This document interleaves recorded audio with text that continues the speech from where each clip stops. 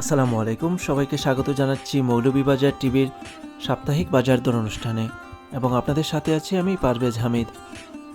পবিত্র মাহে রমজানকে সামনে রেখে মৌলভীবাজার টিভির সাপ্তাহিক বাজার বিষয়ক অনুষ্ঠান সাপ্তাহিক বাজার দর অনুষ্ঠানের প্রথম পর্বে মৌলভীবাজারের পশ্চিম বাজার এলাকা ঘুরে সৈয়দ রাকিব আলীর পাঠানো তথ্য ও ভিডিও চিত্রতে থাকছে বিস্তারিত।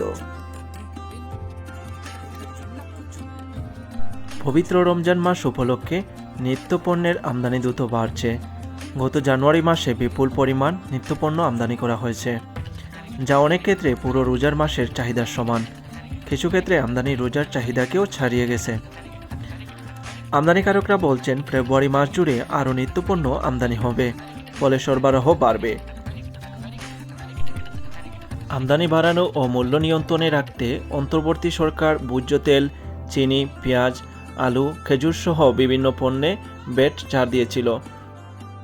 আজ রবিবার মৌলভীবাজারের পশ্চিম বাজারে প্রতি কেজি গরুর মাংস বিক্রি হয়েছে 750 টাকা এবং খাসির মাংস বিক্রি হয়েছে 1000 টাকা দরে।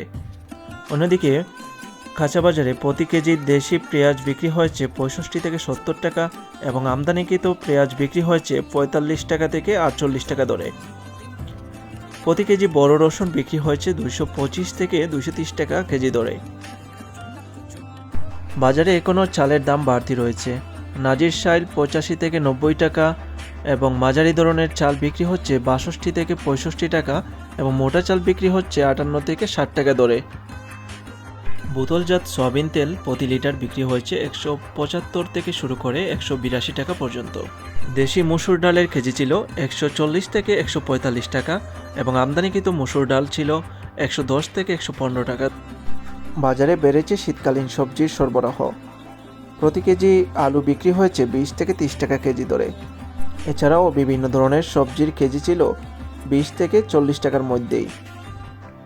ব্রয়লার মুরগি বিক্রি হয়েছে 180 থেকে 185 টাকা কেজি দরে। লাল মুরগি প্রতি পিস 630 টাকা।